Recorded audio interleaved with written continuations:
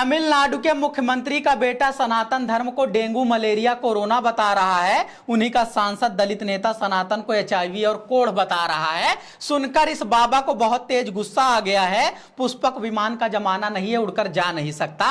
विज्ञान का जमाना है, पकड़ा जाएगा, श्राप नहीं दे सकता।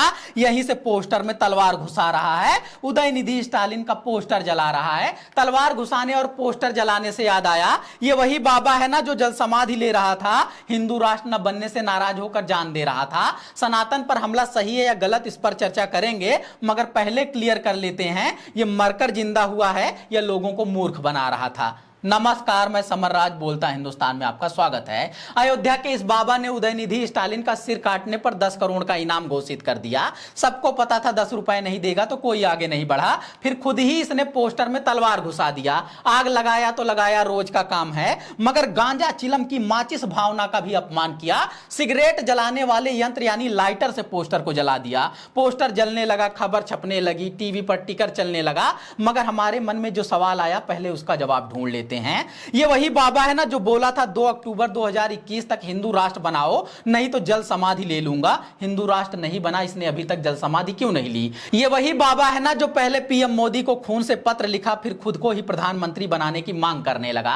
ये वही बाबा है ना जो 200, 300, 500 रुपए का इनाम रखा करता था, अब अचानक से 10-10 करोड़ के इनाम रखने लगा। फिल्म स्टार शाहरुख खान को जिंदा जलाने की धमकी दे रहा था। बिहार के मंत्री की जीभ काटने पर 10 करोड़ रुपए का इनाम रख रहा था। 10 रुपए के चढ़ावे के जब लाले पड़े हों, 10 करोड़ के इनाम की राशि की जांच होनी चाहिए। साथ ही जांच होना चाहिए कि मानव अंगों की तस्करी करता है क्या?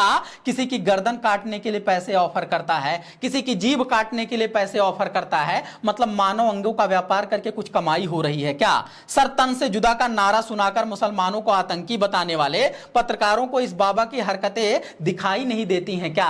एंकरों के हाथों में तलवार नहीं है, बाकी वो भी यही बोल रहे हैं, तो बाबा के बयानों से उन्हें संतुष्टि मिल रही है क्या? आखिर द्राविडियन नेताओं ने ऐसा क्या बोल दिया है जिसके नाम पर हिंदी मीडिया में हाहाकार मचा हुआ है? कोई भी टीवी चैनल खोलकर देख लीजिए, एंकर इसे सनातन धर्म पर हमला बता रहे हैं। तमिलनाडु के मुख्यमंत्री स्टालिन के बेटे उदयनिधि ने कहा, जैसे डेंगू, मलेरिया और कोरोना का सिर्फ विरोध नहीं करना है बल्कि उन्हें खत्म करना है, उसी तरह सनातन का सिर्फ विरोध नहीं करना है, इसे खत्म करना है। खत्म करने की हम तरकीब बता रहे हैं। सती सनातन परंपरा है जिसमें औरतों को जिंदा ही चिता पर धकेल दिया जाता था। विधवा संस्कार सनातन परंपरा है जिसमें औरतों का मुंडन करके सफेद साड़ी में छोड़ दिया जाता था।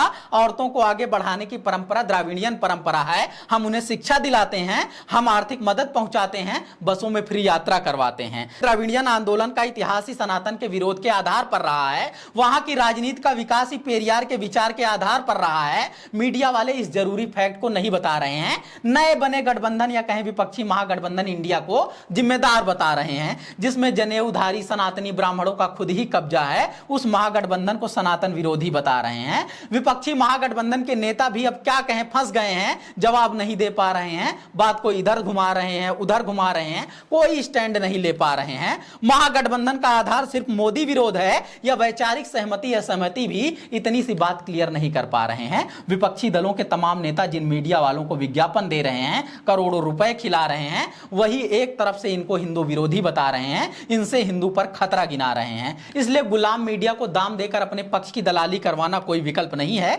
वैचारिक आधार पर नया मीडिया बनाना होगा। यह सुझाव उनके लिए भी है जो अपने राजनीतिक दल चला रहे हैं, यह सुझाव उनके लिए भी है जो वैकल्पिक मीडिया के ख्वाब देख रहे हैं।